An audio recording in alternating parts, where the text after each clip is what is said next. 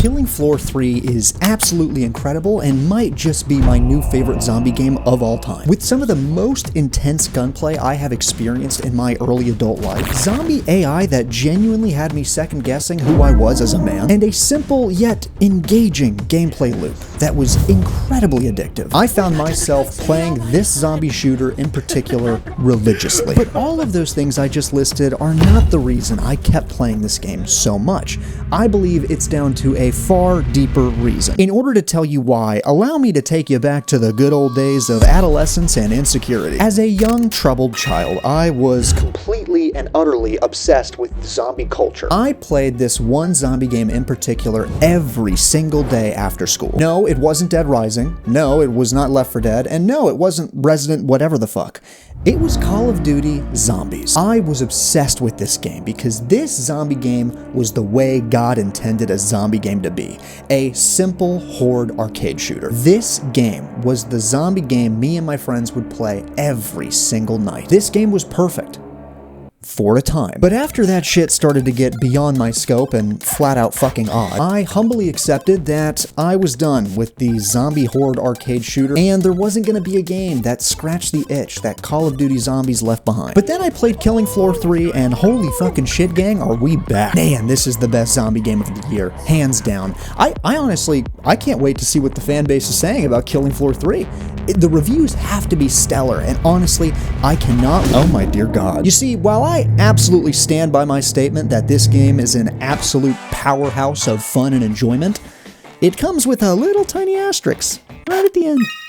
Yep, right there, you almost missed it. To sum up what I'm trying to tell you is Killing Floor 3 is an incredibly fantastic game trapped inside that goopy sludge known as corporate greed. This game runs like ass dick, has all of the bullshit modern business practices that are forced into every fucking game, and also some may say, not me, but some may say that Killing Floor 3 is a serious letdown from Killing Floor 2. These complaints are absolutely warranted, and for many, it is just a flat-out deal breaker. As I was playing this game, it felt like I had a devil on one of my shoulders telling me, come on, it's modern gaming. Every game's gonna have a battle pass and microtransactions. Just accept it and just buy it. Whip out them digits, homeboy. And an angel on the other shoulder telling me, you look like a fat little hobbit. For me, I was able to push past all the dog shit this game was covered in, because I consistently had an absolute blast playing with my friends. I felt like I was back on Xbox Live, playing with my high school buddies, trying to get to an even further round in Call of Duty Zombies, all to no avail because we all suck. This game just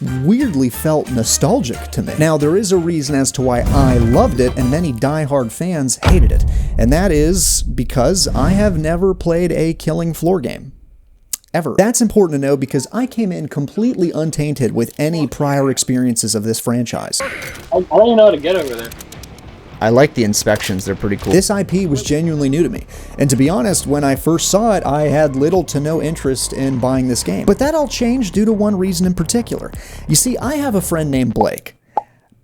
That may not seem that notable. I'm sure many of you have a friend named Blake. But what makes this friend in particular stand out is he told me to buy this game. Okay, it doesn't seem that noteworthy, but you should know Blake here is a certified zombie hater. He hates zombie games. I have spent countless hours trying to convince him to play a zombie game with me to no avail. So for him to tell me that the Killing Floor franchise was one of his favorite IPs growing up and that he genuinely loved playing Killing Floor 3, okay, I'm interested. And I'll take any excuse to get this guy to play a zombie game with me. Initially, when I first played this game, I was definitely in the camp of this game sucks ass, and I want my money back. After the game downloaded and you had to wait until all of the shaders downloaded, it's like, what was the fucking download for? The game also crashed like twice before I was even able to fire my gun. And also, let me be crystal clear about this. This game's interface sucks boo-boo cock. You absolutely need to remap your controls because I was trying to toggle sprint and I couldn't for some reason because the sprint button is shift, but the toggle sprint button is fucking T? Okay. But also, this game has little tiny QuickTime events where you have to melee out of them, and the melee button is V.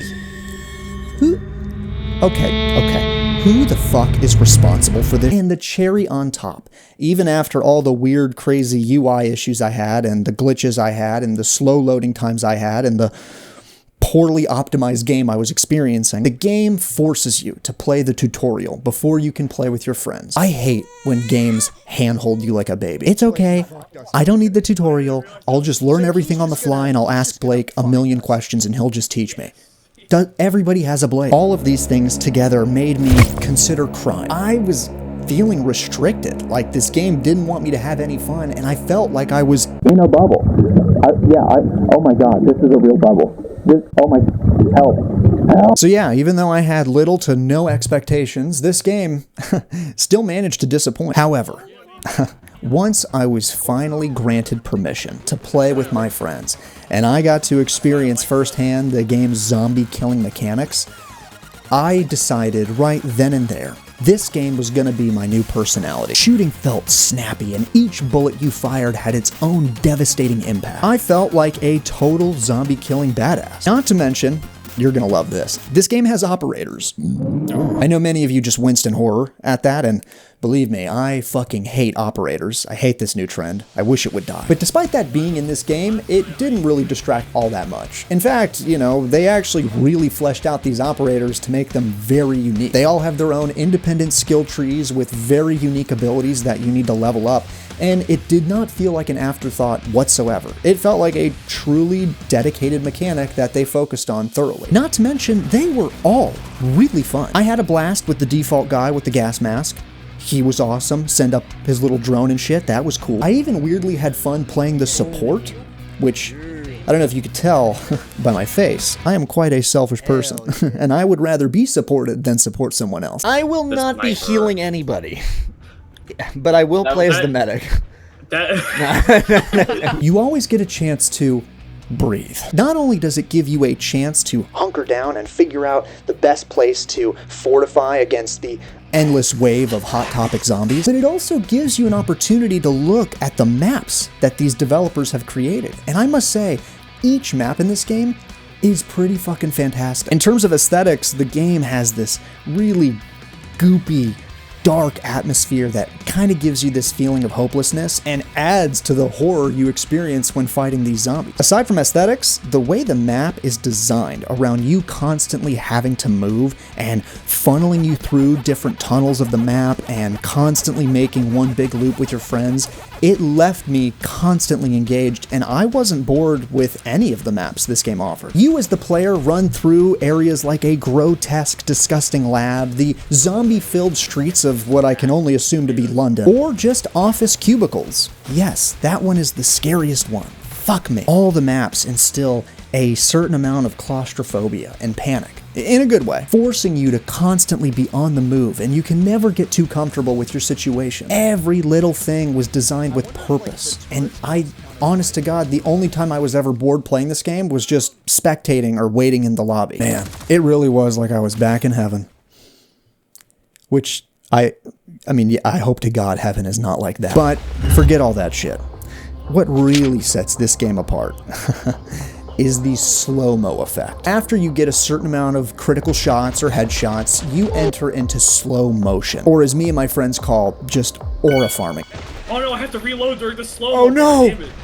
Your aura! This mechanic is by far the most fucking fun part of the game. Killing zombies in real time? Pfft, who gives a shit? Killing zombies like you're in a Zack Snyder film?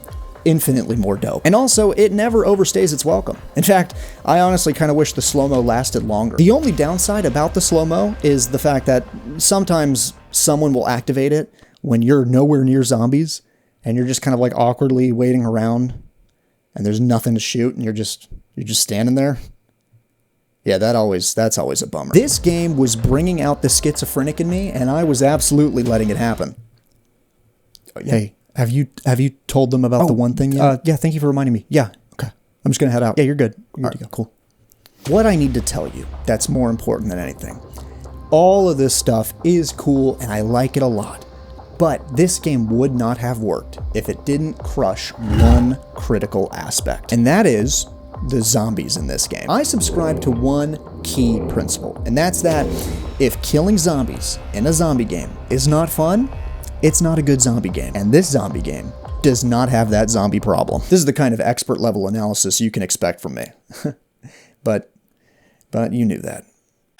Look at this guy. He says that in order to make a great zombie game, killing zombies needs to be fun, but apparently even though killing zombies in Dead Island 2 was fun, he still fucking hated it. You know what? Y'all honestly need a better tuber to watch. Like me, Captain Gold. So stop wasting your time on this admittedly pretty fucking funny, special pleading, double standard, having head ass hypocrite. Okay. Thank you, Captain Gold, for that valuable insight. We're going to move on now, but that was very helpful and constructive feedback, you fucking cunt. There is such a wide variety of zombies in this game, and most game development studios are not able to execute different variants of zombies as well as Killing Floor has. The little weirdo guys all the way down to the mega fuck you chainsaw hand guys were incredibly engaging, and I loved killing each and every one of them. Now, while the little enemies were pretty fucking dope, there was a somewhat sobering realization when it came to the boss fights, because I found myself killing the exact same 3 bosses over and over and over again, and I just wish there was a little bit more variety. I've heard that if you play solo, there's different bosses, but I'm not playing fucking solo. I need other people to witness how cool I am. I live and exist for validation. So I just wish this game took a little bit more time creating additional bosses instead of the impalers, the kaiju, and the slug monster. Yuck. This is honestly a perfect transition into my recommendation of this game. And that's that I highly recommend you play this game in a few months. It is so tragic that in today's marketplace, a poorly shit optimized game with microtransactions is commonplace, but yeah, that infection spread to this game as well. No wonder people are hating on this game. And it kind of hurts my soul because at the core of this game's DNA is one of the most fun games I've played all year. But sadly, the bullshit around it makes people uninterested or unsatisfied. Because the issues here are fucking wild, and this game is filled with bullshit. And I think it's starting to catch up to the game because there have been several times where I have been waiting to find a match for like 6 minutes straight. The game has an interface problem, a connection problem, an ethical problem, and a polish problem. I normally wouldn't really care that a game is underdeveloped and held together by toothpicks, but what pains me the most about this game is that it's a good game at its core. And that really makes me sad that a lot of players are going to abandon it because they should, and the game is not done. But if you listen to the full video here and you're still kind of wondering, okay, maybe I can get past all the bullshit, for any DayZ players out there, I fully expect you to buy this game and you can't complain once. Give it a shot. Let me know what you think personally. And also, am I out of touch? Is everyone loving this game, or is everyone unanimously hating it? I actually don't know that much. I looked at the mixed reviews on Steam, and that was about the extent of my research. So, one day we'll look back on this pissy launch and laugh, right?